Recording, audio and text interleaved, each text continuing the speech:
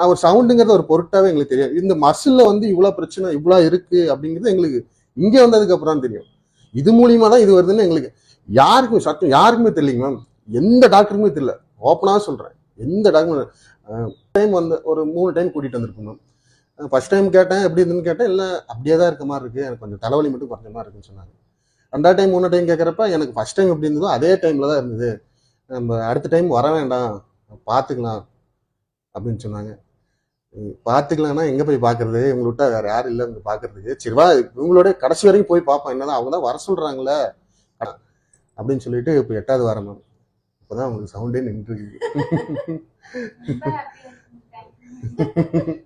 ஆமா, எனக்கு ரொம்ப ஹாப்பி தான். ஏன்னா இவங்க நல்லா வீட்டுல இவங்க நல்லா இருந்தாதான் நாங்க நல்லா இருக்க முடியும். அதாவது இதுக்கு தேவையே கன்சிஸ்டன்சி. கரெக்டா ஒரு லேயர் பை லேயர் பிரேக் பண்ணி அது உள்ள எங்க இருக்குன்னு கண்டுபிடிக்கிறதுக்கே நமக்கு அத்தனை நாள் ஆயிடும். ஸோ இப்போ நீங்களே வந்து அவசரப்பட்டு ஒரு 2-3 தடவை நமக்கு இது சரியாகலன்னு விட்டுருந்தீங்கன்னா இது சரியா ஆயிருக்காது. எத்தனை நாள் ஆனாலும் சரியாயிருக்கும்.